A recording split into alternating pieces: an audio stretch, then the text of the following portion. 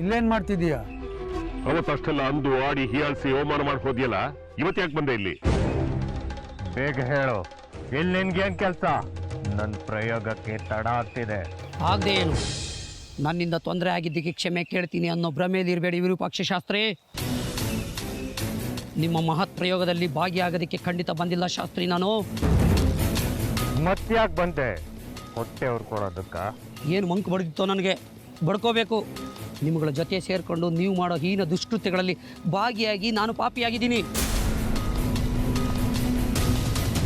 ಕ್ಷಣ ಕ್ಷಣವೂ ಸಾಯ್ತಾ ಇದ್ದೀನಿ ಪಾಪ ಪ್ರಜ್ಞೆಯಿಂದ.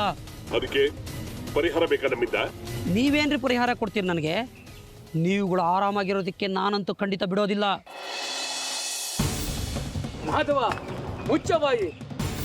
ಯಾರ ಜೊತೆ ಮಾತಾಡ್ತಿದ್ಯಾ ಅಂತ ಗೊತ್ತು ತಾನೆ? ಸುಟ್ಟು ಬೂದಿ ಆಗ್ಬಿಡ್ತೀಯಾ? ತೆಪ್ಗಿರೇ ನೀನು, ಎಲ್ಲ ಗೊತ್ತಿದೆ ನನಗೆ. ಇವನು ಕಣ್ಣು ಬಿಟ್ಟರೆ ನಾನು ಸುಟ್ಟು ಬೂದಿ ಆಗೋದಕ್ಕೆ ಕಾಗೇನೂ ಅಲ್ಲ, ಗೂಬೇನೂ ಅಲ್ಲ. ಹೋಗ್ತೀನಿ, ತಾಳ್ಮೆ ಇರಲಿ. ನಿಮ್ಮಂಥ ಪಾಪಿಷ್ಟರು ಕೆಟ್ಟ ಕೆಲಸಗಳನ್ನು ಮಾಡಿ ನೆಮ್ಮದಿಯಾಗಿದ್ದು ಬಿಟ್ರೆ ನಾಳೆ ದಿನ ಜನ ಏನು ಅನ್ಕೋತಾರೆ? ಪಾಪ ಮಾಡಿದ್ರು ಸುಖವಾಗಿ ಇದ್ದು ಬಿಡ್ತಾರೆ, ಅವ್ರಿಗೇನು ಶಿಕ್ಷೆ ಆಗಲ್ಲ ಅಂತ ಜನ ತಪ್ಪಾಗಿ ತಿಳ್ಕೊಂಡ್ಬಿಡ್ತಾರೆ. ಅದಾಗಕ್ಕೆ ನಾನು ಬಿಡಲ್ಲ. ಸಾಮಾನ್ಯರಲ್ಲಿ ಅತಿ ಸಾಮಾನ್ಯ ಮನುಷ್ಯ ನೀನು. ನನ್ನ ಸಾಧನೆಗಳ ಮುಂದೆ ನೀನು ಯಾವ ಲೆಕ್ಕ? ಸಾಮಾನ್ಯರಲ್ಲಿ ಅತಿ ಸಾಮಾನ್ಯ ಮನುಷ್ಯನ ಸಾಮರ್ಥ್ಯದ ಬಗ್ಗೆ ತಪ್ಪು ತಿಳುವಳಿಕೆ ಇದೆ ನಿನಗೆ. ನಡೆದಿರೋ ತಪ್ಪುಗಳ ಬಗ್ಗೆ ಗೊತ್ತು ಮಾಡಿ ಅವನನ್ನು ರೊಚ್ಚಿಗೆ ಎಬ್ಬಿಸಿದರೆ ತಕ್ಕ ಶಾಸ್ತಿ ಮಾಡ್ತಾನೆ. ಜನಕ್ಕೆ ಅರ್ಥ ಆಗಬೇಕು, ಭ್ರಷ್ಟಾಚಾರ ಅನಾಚಾರ ಮಾಡೋರನ್ನ ಸುಖವಾಗಿ ಬದುಕಾಕ್ ಬಿಡಲ್ಲ ಆ ಮಹಾತಾಯಿ. ಸರಿಯಾಗಿ ಶಿಕ್ಷೆ ಕೊಟ್ಟು ಬುದ್ಧಿ ಕಲಿಸ್ತಾಳೆ ಅಂತ. ಅದು ಮುಂದಿನ ಯಾವುದೋ ಜನ್ಮದಲ್ಲ, ಇದೇ ಜನ್ಮದಲ್ಲಿ ಮಾಡಿದ ಪಾಪ ಕೃತ್ಯಗಳಿಗೆ ಘೋರ ಶಿಕ್ಷೆಯನ್ನು ಅನುಭವಿಸಲೇಬೇಕು. ಅದು ಈ ಯುಗದಲ್ಲಿ ಅಸಾಧ್ಯ. ಅದು ಬರೀ ನಿನ್ನ ಹುಚ್ಚು ಕಲ್ಪನೆ ಅಷ್ಟೇ. ಅಸಾಧ್ಯವಾದುದನ್ನು ಸಾಧ್ಯಗೊಳಿಸಲಿಕ್ಕೆ ಸಾಮಾನ್ಯ ಮನುಷ್ಯನಿಗೆ ತುಂಬ ಕಷ್ಟ ಏನಲ್ಲ. ಏನೇನೋ ಸಾಧನೆಗಳು ಮಾಡಿದ್ದೀನಿ ಅಂತ ಜಂಬ ಕೊಚ್ಕೊಳ್ಳೋರಿಗೆ ಇಷ್ಟು ಸಣ್ಣ ವಿಚಾರ ಗೊತ್ತಿಲ್ವಾ? ಯಾವ ಅಮಾಯಕ ನಾಗರಿಕರ ಮುಂದೆ ಅಟ್ಟಹಾಸದಿಂದ ಮೆರೆದ್ರು ನೀವುಗಳು ರೌರವ ನರಕ ಅನುಭವಿಸೋದಕ್ಕೆ ಅವರೇ ಸಾಕ್ಷಿ ಆಗ್ತಾರೆ.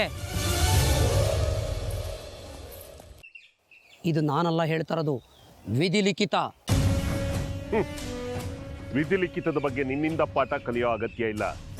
ವಿನಾಕಾರಣ ಸಮಯ ಹಾಳು ಮಾಡಬೇಡ. ಬಂದ ವಿಷಯ ಏನು ಅಂತ ಹೇಳ್ಬಿಟ್ಟು ಹೋಗ್ತಾ ಇರೋ. ಹೌದು, ನಿಜವಾಗ್ಲೂ ಕಾಲಹರಣ ಮಾಡ್ತಿದ್ದೀರಿ ಇಂಥ ಹುಚ್ಚಾಟಗಳನ್ನು ಮಾಡಿಕೊಂಡು.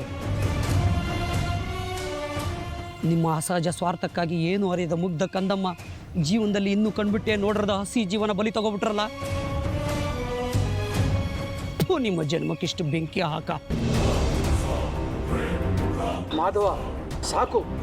ಇನ್ನೊಂದು ಮಾತಾಡಿದ್ರೆ ನೀನು ಹೆಣ ಉರುಳುತ್ತೆ. ಹೌದಪ್ಪ, ಖಂಡಿತ ಸಾಧ್ಯ ಇದು. ಮೊದಲೇ ತಲೆ ತಿರ್ಕೊಂಡು ನೀವು ಏನು ಮಾಡೋದಕ್ಕೂ ಏಸೋದಿಲ್ಲ. ನನ್ನ ತಲೆನೂ ಉರುಳಿಸ್ತೀರಿ. ಒಳ್ಳೆ ಮಾತಲ್ಲಿ ಹೇಳ್ತೀನಿ ಕೇಳಿ, ಈಗಲಾದರೂ ತಿದ್ದುಕೊಂಡ್ರೆ ಬದುಕ್ತೀನಿ.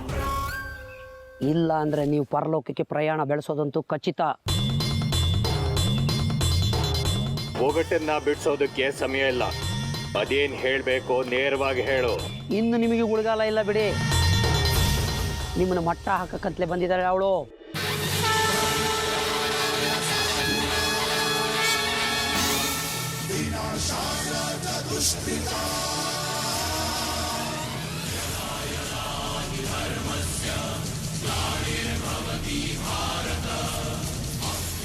ನೋಡ್ತೀರಿ, ಒಬ್ಬೊಬ್ಬರನ್ನ ಎಡೆ ಮುರಿ ಕಟ್ಟಿ ಎಳ್ಕೊಂಡು ಹೋಗ್ತಾಳೆ.